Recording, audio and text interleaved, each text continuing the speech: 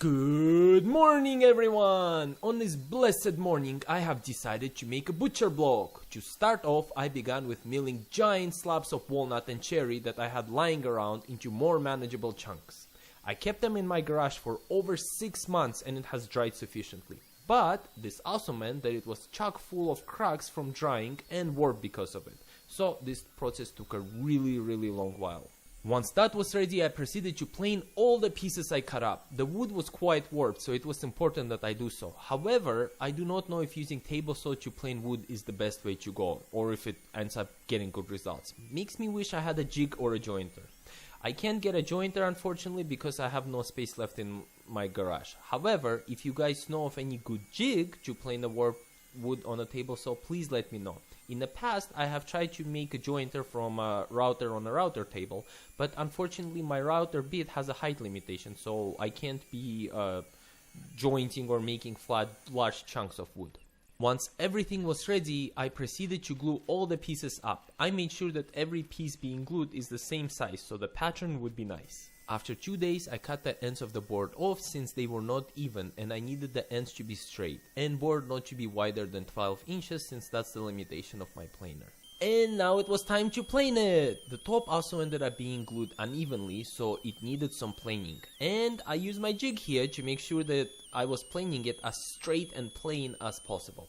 Following that, I cut the strips into 1 3/4 of an inch. In this step, you always want to cut your strips into what the height of the board should be, plus another 1/4 of an inch just in case of warping and planing and sanding that the board will be going through. Now that you have your strips, it's time to glue them up. You can choose to arrange it however you like, just make sure to put the not so nice looking pieces at the end, so later on you can work on them and cut them off if necessary. And once glue dries up, off to the planer it goes. I ended up planing it almost to 1.5 inches. Sanding it will make sure that it ends up being exactly 1.5 inches, just like I planned for it to be.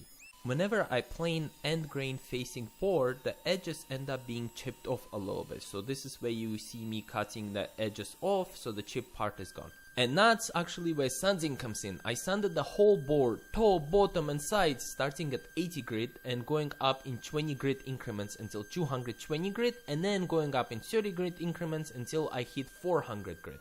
Once that was done, I went sanded it again from 320 grit to 500 grit. Each time I would go up in grit, I would wet the board. When you wet the board, tiny strands of the wood that normal sanding didn't get will stand up, and thus you can sand it better. This will make sure that when someone uses the board and wets it, they won't suddenly be faced with unpolished wood that feels very rough.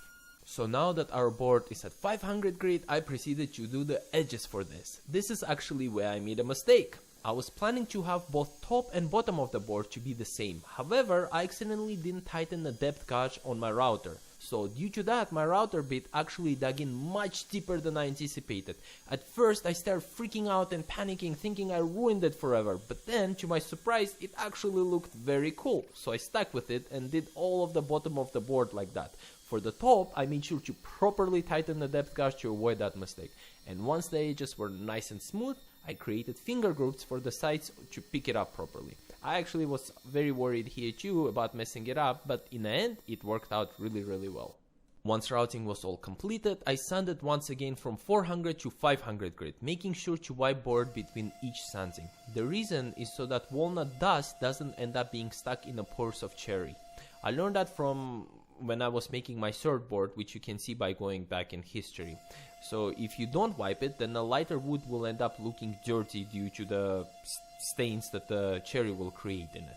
Once I was happy with sanding, I oiled in 3 layers of salmon oil. This board drank the whole bottle. It was very dry. I was quite surprised since I haven't seen that much oil drinking before. Not to mention, I was also stunned by how dark it ended up looking. Before, none of my walnut ended up this dark. Once that was done, I waxed it all up until it was shiny. I purposefully held my sander in one spot for a long time to make sure I create enough friction to raise up the temperatures and really get the wax in there. And that was it! The board was completed! I was very happy with how it turned out, even though originally I thought I messed it all up in a router stage. If you enjoyed watching this as much as I enjoyed making this, please consider leaving a like and maybe subscribing. I try to release videos every Saturday. If you also have any advice on how I can improve, that is very welcome too, since I'm still a beginner. Or you can just say hi and I will say hi back. Thank you so much for watching, and I will see you next week. Bye bye!